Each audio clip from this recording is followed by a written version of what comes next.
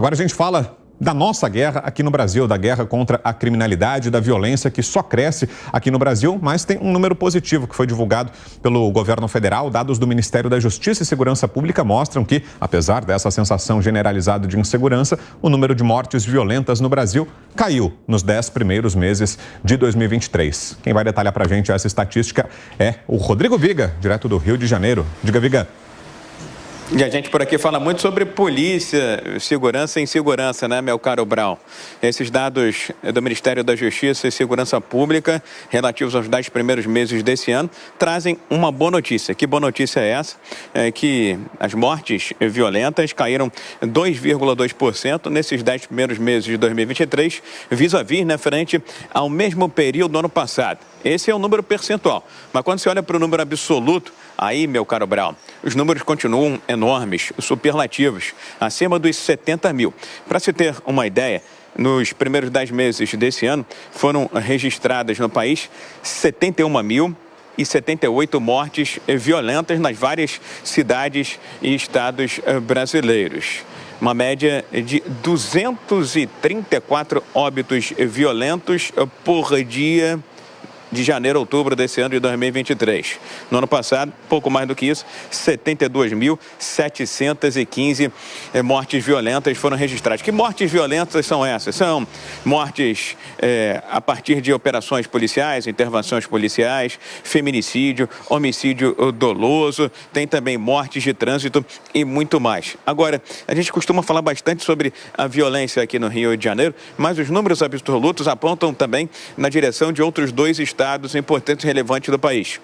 São Paulo, o mais populoso do Brasil, e o estado da Bahia, onde houve várias operações registradas nesse ano de 2023. Segundo dados aí do Ministério da Justiça e da Segurança Pública, São Paulo teve, nesse ano de 2023 até outubro, 8.807 vítimas, ou seja, de mortes violentas. Logo atrás veio o estado da Bahia, com 6.816. E aqui o Rio de Janeiro, bem menos do que São Paulo, 6.230, de acordo com os dados do governo federal. Na Bahia, especificamente, que chamou bastante atenção também, de acordo com essa estatística levantada pelo Ministério, diz respeito, viu, meu caro Brown, ouvintes, espectadores e internautas da Jovem Pan, sobre as mortes a partir de operações e intervenções policiais.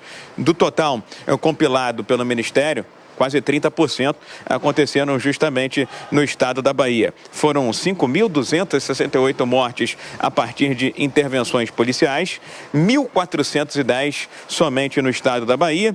Aqui no Rio de Janeiro, 770, e em São Paulo, 407 casos, 407 mortes a partir de operações das forças de segurança. Já que estamos falando de violência e de criminalidade, tem prisão nas últimas horas de mais um miliciano que atua na comunidade do Terreirão, na Zona Oeste. Mais 3 policiais ficaram feridos numa perseguição que aconteceu na Zona Norte da capital, trocaram tiros e a viatura se chocou, se envolveu numa colisão e os policiais ficaram levemente feridos ou tiveram fraturas. E hoje também vai ser sepultado aqui no Rio de Janeiro, é claro, em clima de muita comoção e revolta, aquele sargento da Polícia Militar que estava dentro de um blindado da Polícia Militar do Rio de Janeiro, e um tiro disparado por traficantes em Vigário Geral acertou ali a que se chama de terceira desse veículo blindado, e o policial militar, o sargento da PM, acabou não resistindo. São números, informações e dados dessa violência extrema em todo o país de forma difundida, viu, meu caro Brown?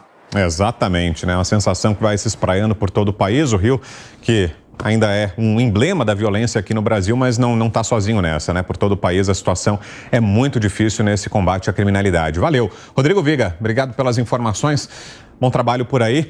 Cristiano Beraldo, quero te ouvir. Afinal de contas, parece haver um descompasso, né, entre o que mostram as estatísticas e a nossa sensação enquanto população, né? E aí eu queria te ouvir sobre isso, sobre, de um lado, a queda nos números, né? A gente vê a estatística apontando redução nas mortes violentas, mas por outro, a gente se sentindo cada vez mais inseguro. Será que a gente pode atribuir isso a uma divulgação maior? As cenas hoje são todas gravadas, como a gente estava vendo algumas aqui enquanto o Viga falava, vão se repetindo, né? As cenas de abordagens de bandidos nas grandes cidades. cidades. Hoje quase tudo é filmado, tem muita câmera de segurança. Isso facilita a divulgação pelas emissoras de televisão, pelas redes sociais. Será que é a gente que está vendo mais e a sensação de insegurança com isso aumenta? Ou os números é que estão corretos? Tem havido avanços nesse combate à criminalidade? Quero te ouvir, Beraldo. Brown, na verdade, essa sensação de insegurança se dá pelo fato de que a gente sai às ruas e a gente vê o que acontece, né? A gente lida com fatos concretos que estão diante de nós todos os dias. E essa variação de números, no fundo, ela é insignificante diante do imenso problema que nós temos. E o mais grave disso tudo é que esse problema, esse número absurdo de assassinatos, ele não choca mais ninguém. As pessoas incorporaram isso ao cotidiano, faz parte do cenário, da paisagem do Brasil e ninguém se comove, ninguém fica chocado. Você vê as pessoas indo à Avenida Paulista protestar contra Israel, porque Israel está respondendo a um ataque terrorista que recebeu de um grupo chamado Hamas, mas as pessoas não vão à Avenida Paulista fazer uma manifestação em relação à violência, aliás, ao contrário. Quando a polícia de São Paulo reagiu a um assassinato de uma policial no litoral de São Paulo alguns meses atrás, vários grupos ligados à esquerda foram às ruas pedir o fim da polícia. Então, esse é o nível de loucura que a gente vive no Brasil. E aí tem um outro fator também, Brau, que é fundamental. Esses milhares, dezenas de milhares de assassinatos que acontecem no Brasil todos os anos, números impressionantes, você tem um índice de esclarecimento desses assassinatos que é ínfimo. A vida no Brasil não vale absolutamente nada. Eu estava lendo agora, há poucos minutos, a notícia de que um pré-candidato a prefeito do Guarujá foi a uma confraternização ontem ou anteontem e, de repente, foi atraído para o lado de fora da casa em que se encontrava e foi executado por um rapaz de bicicleta. É assim que a coisa acontece no Brasil hoje em dia. Quer dizer, é uma loucura você imaginar uma família, um pai e uma mãe criando um filho nesse ambiente de insegurança total. Isso nos estapeia todos os dias e a gente parece anestesiado.